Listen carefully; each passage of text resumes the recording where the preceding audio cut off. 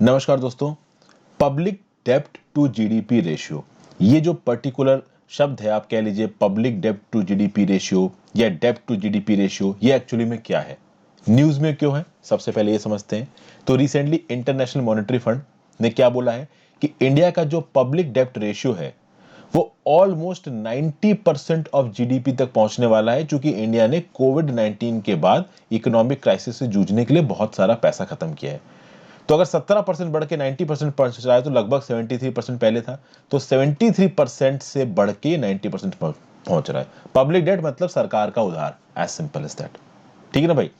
तो अब यहां पे जब ये न्यूज निकल के आई, वो भी इंटरनेशनल मॉनेटरी फंड की तरफ से निकल के आई है, तो समझना जरूरी है कि पब्लिक डेब्ट टू जीडीपी रेशियो है क्या, पब्लिक डेब्ट कितने प्रकार का होता है, पब्लिक डेब्ट में इंटरनल डेब्ट क्या है, एक्सटर्नल डेब्ट क्या है, सोर्सेस क्या है पब्लिक डेब्ट के, कितना खतरनाक है पब्लिक डेब्ट इंडिया के लिए, और इंडिया पब्लिक डेब्ट के मैनेजमेंट के लिए एक्चुअली में कर क्या रही है, और पब्लिक डेब्ट और प्राइवेट डेब्ट के बीच में फर्क कितना है। ठीक है।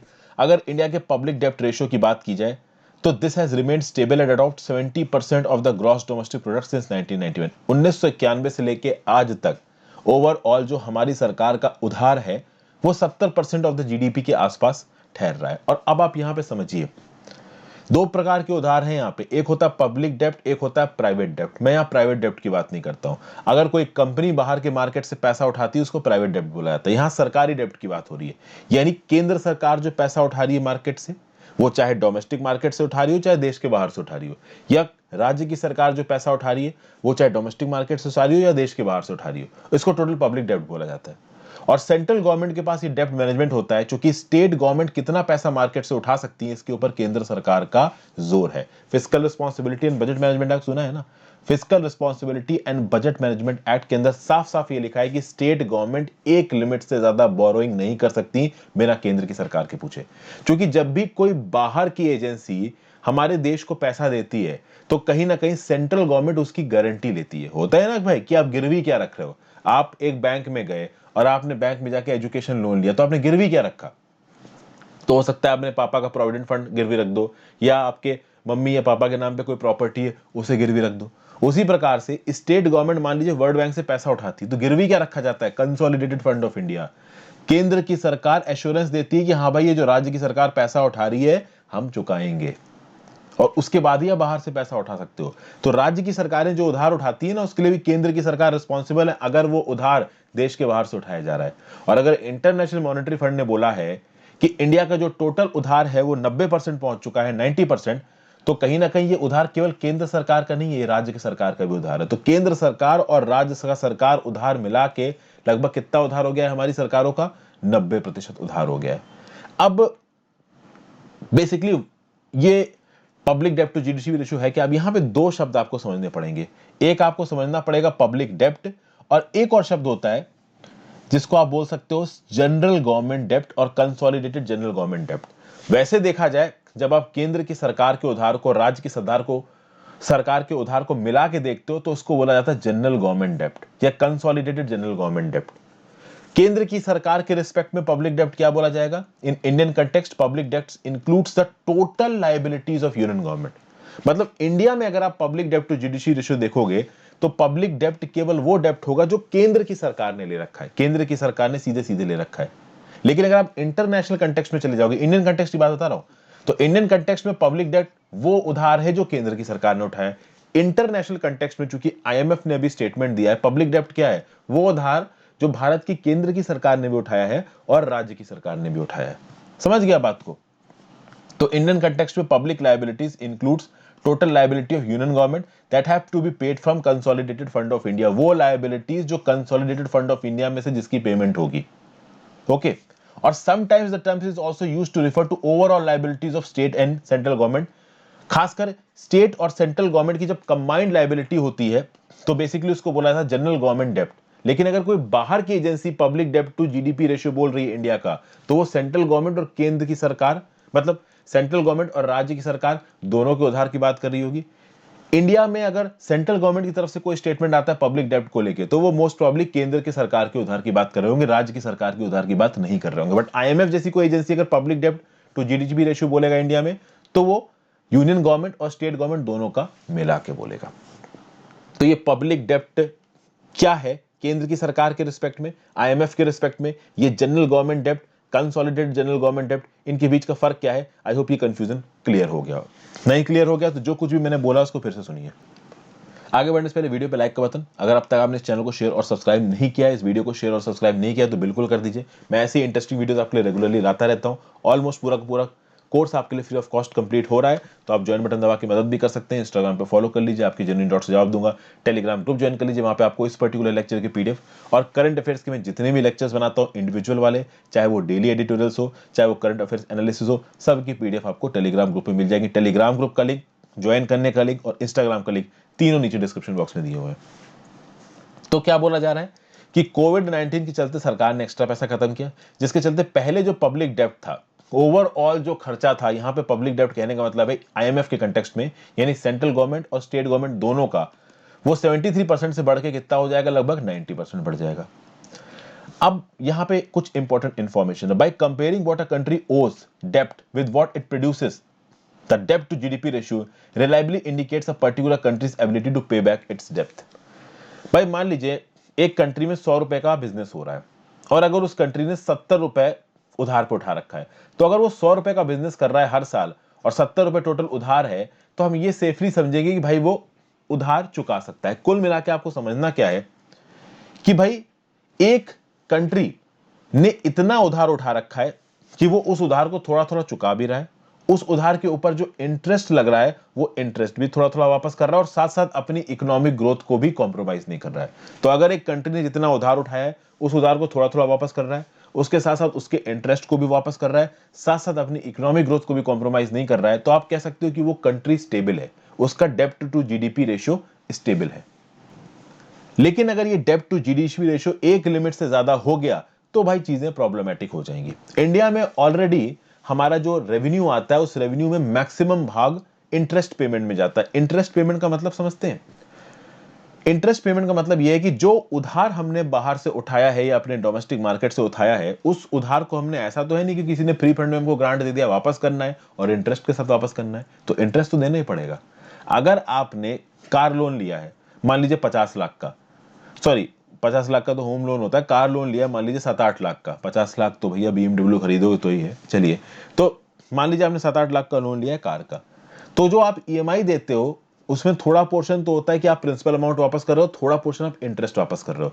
बैंक कोई फ्री फंड में धर्म वो थोड़ा चला रही है कि भाई चलो भाई हम फ्री फंड में काम करेंगे, वो इंटरेस्ट में उनको पैसा वापस मिल रहा है इसलिए वो पैसा लोन में घुमाती है, समझ गए? उसी प्रकार से जब एक देश इंडिया डेब्ट उठाएगा तो इस देश को भी इंटरेस्ट पेमेंट तो देखिए करनी ही पड़ेगी।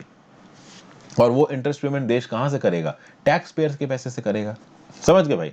तो अगर आपका डेब्ट बहुत ज्यादा है तो आपको बहुत ज्यादा इंटरेस्ट देना पड़ेगा। अभी पिछले लगभग 1991 से ऐसा हो रहा है कि इंडिया का जो डेब्ट है ना वो 70% के आसपास घूम रहा है और इस 70% के डेब्ट के चलते जो टोटल टैक्स रेवेन्यू आते हैं हमारे पास, उसमें से 25% पैसा तो इंटरेस्ट पेमेंट में चला जाता है।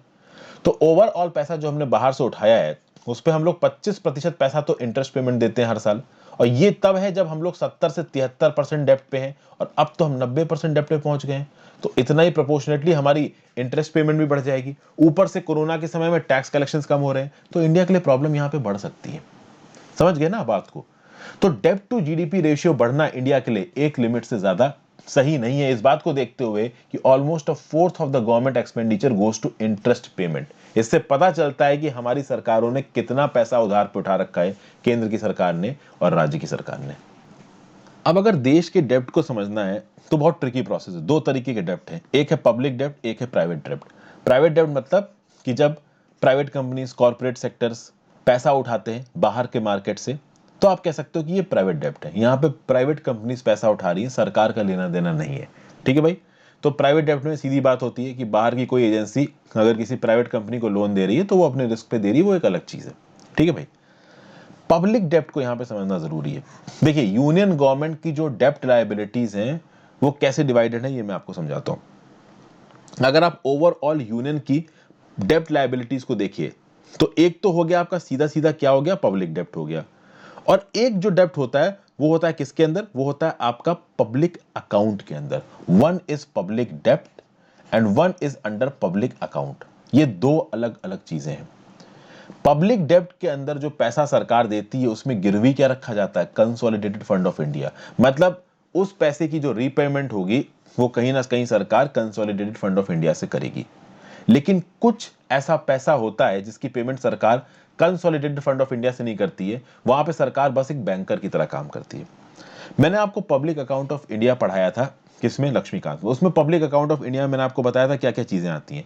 बैंकिंग ट्रांजैक्शंस, जैसे कि नेशनल स्मॉल सेविंग फंड हो गया, स्टेट के प्रोविडेंट फंड हो गए, रिजर्व फंड्स हो गए, बहुत सारे डिपॉजिट्स हो गए, ठीक है ना भाई। तो सर एनपीएस हो गया। तो मतलब कि बैंकिंग ट्रांजैक्शन मतलब ये पैसा लोगों का ही है, लोगों ने पैसा अपनी अलग अलग स्कीमों में इन्वेस्ट कर रखा है, ना वो टैक्स का पैसा है, ना वो पैसा लोगों को सरकार को देना है, बस लोगों ने एक अकाउंट में अपना पैसा डाल रखा है और उस अकाउंट को कुछ फंड मैनेजर चला रहे हैं। वो सीधे सीधे सरकार के कंट्रोल के अंदर नहीं, सरकार बस वहां बैंकर की तरह काम करती है। इसको बोला जाता है पब्लिक अकाउंट, ठीक है ना भाई। जब आप तीन तरीके के फंड सुनते हो ना इंडिया के, तो उसमें होता है consolidated fund of India, contingency fund of India, public account of India. तो वो जो पब्लिक अकाउंट ऑफ इंडिया है जहां पे सारे बैंकिंग ट्रांजैक्शन है, वो पैसा सरकार का नहीं है, याद रखिएगा। वो लोगों का पैसा है, बट लोगों का पैसा सरकार के पास सेफली रखा हुआ है, एज सिंपल एज दैट। तो कहीं ना कहीं उस पैसे के ऊपर सरकार की रिस्पॉन्सिबिलिटी है, बट कभी मन उठा के सरकार उस पब्लिक अकाउंट से पैसा निकाल के खर्च नहीं कर सकती। अभी ऐसे पब्लिक अकाउंट्स में भी बहुत सी लेन देन होती है। ऐसे पब्लिक अकाउंट से पैसा बाहर की इकोनॉमीज में इन्वेस्ट किया जाता है, बाहर की इकोनॉमीज ऐसे अकाउंट्स में पैसा लगाती हैं, तो वहां पे भी लायबिलिटी है। समझ गए? तो दो लायबिलिटी आ गई, एक तो पब्लिक अकाउंट की लायबिलिटी आ गई, एक पब्लिक डेप्ट की लायबिलिटी आ गई। अगर मान लीजिए 100 रुपए हमारी देश की सरकार ने टोटल लायबिलिटी उठाई है, तो उसमें लगभग 87-88% पब्लिक डेप्ट है और बचा हुआ 12% पब्लिक अकाउंट पे है। समझ गए? 87-88% पब्लिक डेप्ट है टोटल का और 12% पब्लिक अकाउंट पे है। तो पब्लिक अकाउंट मैंने आपको समझा दिया, जहां पे सारा का सारा पैसा कंसोलिडेटेड फंड ऑफ इंडिया में ना आके आर्टिकल 262 क्लॉज 2 में जो दिखा रखा है, वहां पे जहां पे सरकार एक बैंकर या कस्टोडियन की तरह काम करती है, पब्लिक अकाउंट के रिस्पेक्ट में आता है, वहां पे सरकार का सीधे सीधे इन्वॉल्वमेंट नहीं है, वहां पे सरकार को पैसा वापस करना भी नहीं है। लेकिन जो प्रॉपर पब्लिक डेप्ट है, जहां पे एक्चुअली में सरकार रिस्पॉन्सिबल है, वहां पे दो प्रकार के डेप्ट होते हैं। एक होता है आपका इंटरनल डेप्ट, एक होता है आपका एक्सटर्नल डेप्ट। यानी सरकार ने इंडिया की डोमेस्टिक इकोनॉमी से पैसा उठाया या सरकार ने बाहर से पैसा उठाया। अब शुरुआती 1991 में जब लिबरलाइजेशन, प्राइवेटाइजेशन और ग्लोबलाइजेशन हुआ, तो उस समय पे सरकार के सामने ये बात आई कि भाई हम फॉरेन लोन्स पे बहुत ज्यादा डिपेंडेंट हो रहे हैं। तो सरकार ने बोला कि ठीक है भाई, फॉरेन लोन तो लेने ही लेने हैं, कहीं ना कहीं हमको इंटरनल डेप्ट भी लेना है, मतलब हम अपने डोमेस्टिक मार्केट से भी पैसा उठाएंगे। अब यहां पे पैसा उठाने के तरीके निकल के आ गए। जो एक्सटर्नल लोन हमारी देश की सरकार उठाती वो मार्केट रेट पे नहीं आते हैं भाई। सरकारों को जो पैसा मिलता है वो बहुत कंसेशनल रेट पे मिलता है, ठीक है ना भाई। और जो सरकारों को पैसा मिलता है वो इंटरेस्ट रेट फिक्स होता है, वहां पे किसी प्रकार की कोई करेंसी वॉलेटिलिटी नहीं होती है। आप कोई प्राइवेट प्लेयर है मान लीजिए मार्केट में, जैसे रिलायंस जियो है, अगर जियो मार्केट से पैसा उठाता है, इंटरनेशनल मार्केट से पैसा, तो वहां पे करेंसी वॉलेटिलिटी होगी, इंटरेस्ट रेट फ्लक्चुएशंस हो सकते हैं। सरकार जब पैसा उठाती है बहुत कंसेशनल रोड से उठाती है, क्योंकि बाहर की एजेंसीज को पता है कि सरकार पैसा उठा रही है, पैसा वापस मिल जाएगा, ठीक है। तो ये तो हो गया एक्सटर्नल लोन्स। इंटरनल लोन्स कौन से? मतलब सरकार को डोमेस्टिक मार्केट से पैसा कैसे मिलता है? तो सरकार को डोमेस्टिक मार्केट से पैसा दो तरीकों से मिलता है। एक मिलता है मार्केटेबल डेप्ट से, एक होता है नॉन मार्केटेबल डेप्ट से, ठीक है भाई। मार्केटेबल डेप्ट की कैटेगरी में क्या होता है? Dated government securities, treasury bills. Treasury bills का नाम सुना होगा, जो कि मैक्सिमम 1 साल के लिए इशू की जाती है, और 1 साल से ज्यादा के लिए अगर आप कोई बिल इशू कर रहे हो या बॉन्ड इशू कर रही है सरकार, तो उसको बुलाता है गवर्नमेंट सिक्योरिटी। इसमें होता क्या है कि भाई प्राइवेट इंडिविजुअल्स, कोई शेड्यूल्ड कमर्शियल बैंक्स, कोई स्टेट गवर्नमेंट इन बिल्स को खरीद सकती है और सरकार को पैसा दे सकती है। समझ गए आपको बात को? इनको भाई बोला जाता है ट्रेजरी बिल्स। 1 साल का है, उससे कम का है तो ट्रेजरी बिल हो जाएगा, उससे ज्यादा का है तो गवर्नमेंट सिक्योरिटी हो जाएगी। तो इन ट्रेजरी बिल्स पर गवर्नमेंट सिक्योरिटी पे रेट ऑफ रिटर्न लिखा होता है। तो मान लीजिए 1 लाख रुपए का ट्रेजरी बिल निकाला 1 साल के लिए, और उस पर इंटरेस्ट रेट लिखा हुआ है 7%। तो जिसने वो 1 लाख रुपए का ट्रेजरी बिल खरीदा है सरकार से, वो सरकार को 1 लाख रुपए दे देगा और उसके पास वो ट्रेजरी बिल का डॉक्यूमेंट आ जाएगा। 1 साल बाद जब वो ट्रेजरी बिल का डॉक्यूमेंट सरकार को वापस करने जाएगा, तो सरकार उसको 1,07,000 रुपए देगी। इस प्रकार से सरकार के पास पैसा आता है। वो जो 7,000 रुपए सरकार ने एक्स्ट्रा दिया है वो इंटरेस्ट पेमेंट है। तो मार्केटेबल डेप्ट एक प्रकार का इंटरनल डेप्ट है जिसके थ्रू सरकार ने पैसा उठाया, ठीक है। एक होते हैं नॉन मार्केटेबल डेप्ट। नॉन मार्केटेबल डेप्ट क्या होते हैं?